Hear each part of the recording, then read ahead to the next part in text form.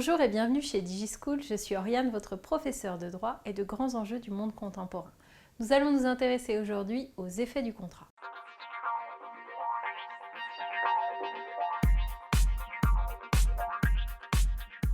Les effets du contrat sont prévus à l'article 1134 du Code civil. Dans cet article, il est mentionné que les conventions légalement formées tiennent lieu de loi à ceux qui les ont faites, qu'elles ne peuvent être révoquées que de leur consentement mutuel ou pour des causes que la loi autorise, et puis enfin, elles doivent être exécutées de bonne foi.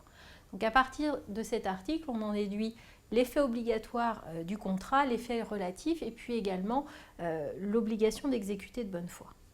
Alors tout d'abord, l'effet obligatoire. Eh bien, l'effet obligatoire du contrat, c'est relativement simple à comprendre. L'obligation prévue par le contrat va s'imposer de la même manière que si la loi avait imposé des obligations. Alors il faut comprendre qu'il existe un principe, celui de la liberté contractuelle. Vous n'êtes pas obligé de contracter en principe, mais par contre à partir du moment où vous êtes engagé contractuellement, vous n'avez pas la possibilité de revenir sur votre engagement contractuel à moins d'un accord mutuel entre les parties. Deuxième effet important, l'effet relatif du contrat. Le principe, c'est que le contrat n'a d'effet qu'entre les parties, qu'entre les personnes qui ont signé le contrat, car nul ne peut être engagé pour un acte auquel il n'est pas partie. Mais il existe des exceptions à ce principe de l'effet relatif. Premier élément, des personnes qui ne sont pas intervenues au contrat peuvent en bénéficier ou en subir les conséquences. On cite en général deux exemples. Le premier exemple, c'est la transmission de créances ou de dettes à ce qu'on appelle les ayants cause à titre particulier. Alors les ayants cause à titre particulier, ce sont simplement les héritiers.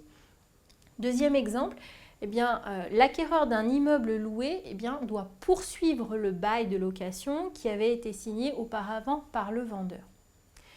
Deuxième exception, la stipulation pour autrui. Alors la stipulation pour autrui, c'est le fait pour un contrat d'être conclu au bénéfice d'un tiers. Une partie au contrat, qu'on appelle le stipulant, va charger une autre partie, qu'on appelle le promettant, de faire ou de donner quelque chose au profit d'un tiers, qu'on appelle le bénéficiaire. L'exemple type, c'est le contrat d'assurance vie. J'espère que cette vidéo vous aura été utile. Je vous invite à vous abonner à notre chaîne YouTube. N'hésitez pas à laisser des commentaires si vous avez des questions. Je vous dis à bientôt sur DigiSchool.